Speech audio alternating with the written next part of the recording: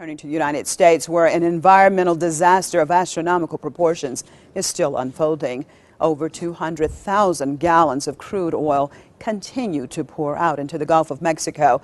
BP has still been unable to stop the oil from spilling into the Gulf. Now, more than 2 weeks have passed, and BP or the United States government, neither has been able to stop this destructive flow of oil.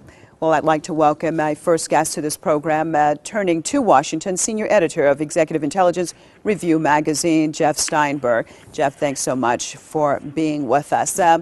Jeff, let's start at the environmental aspect of this. What are we looking at so far with the information that we have, and that's how news, they haven't been able to cap the oil spill? What are we looking at, the environmental impact? Oh, it's going to be an enormous disaster. You've got three factors that dominate the economy of the entire Gulf region of the United States: oil and gas exploration, fishing, and tourism. And so you've basically got an oil spill that, of course, as of today, is not at all yet under control. The latest strategy they had for capping the leak ran into technical problems, so we don't know whether it's going to even be able to be attempted or not. So fishing in that area is going to be decimated for the most part.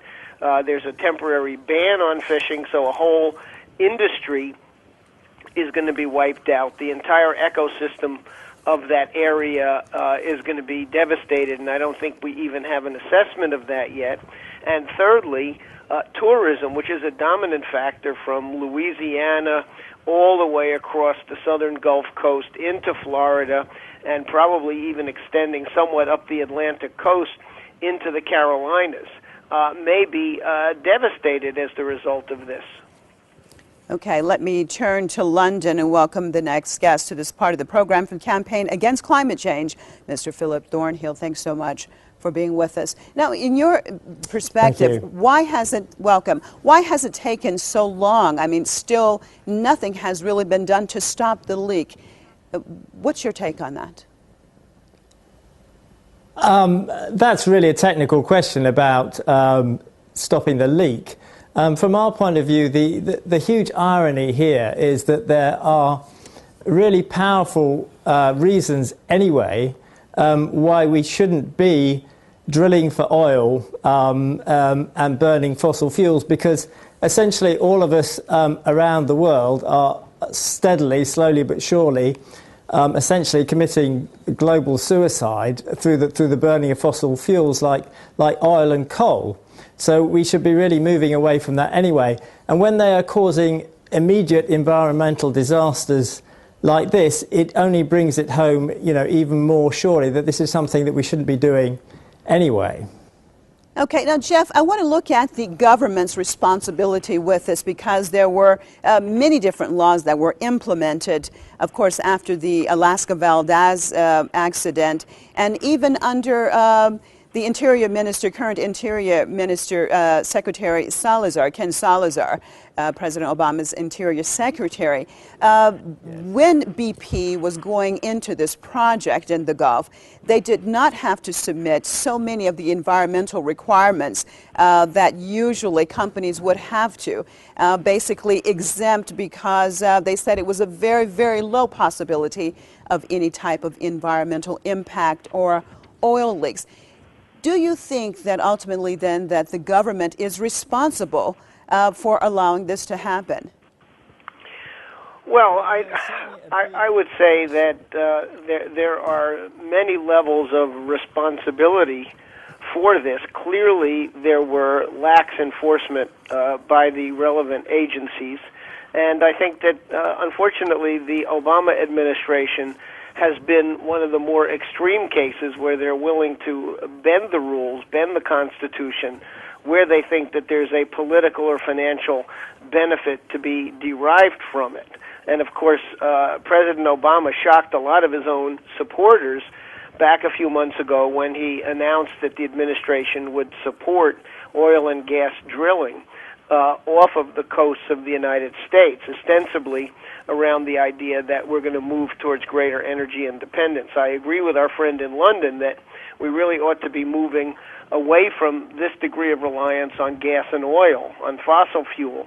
And my own view and the editorial view of Executive Intelligence Review is that we should be investing very heavily in nuclear energy, and that we should be financing frontier research work to finally complete the process of controlling the thermonuclear fusion cycle. This is something that is a tremendous alternative.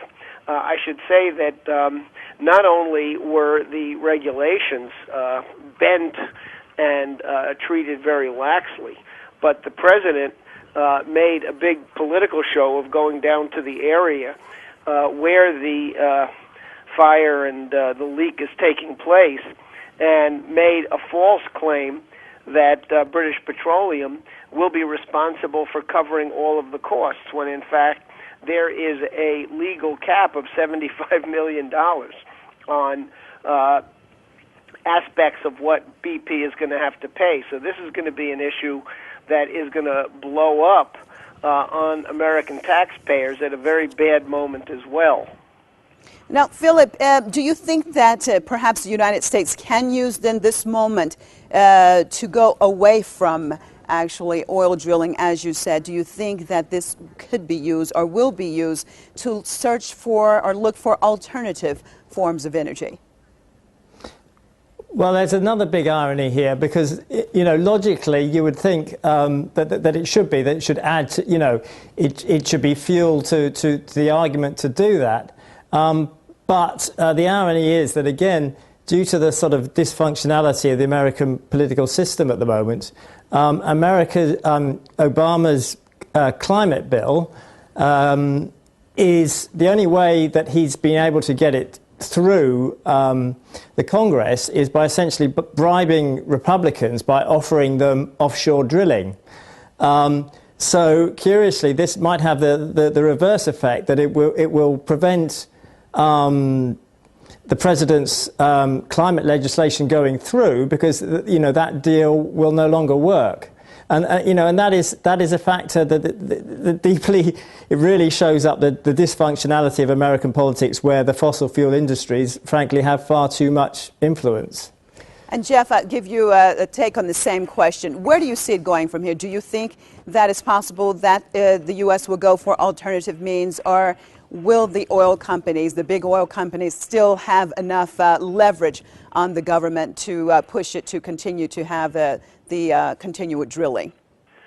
Well, the oil companies had their heyday under the Bush presidencies, but they clearly have a big piece of the action in Washington now with Obama. And Philip is right that the Obama White House is trying to make all kinds of political deals to salvage the establishment of cap and trade and climate exchange mechanisms.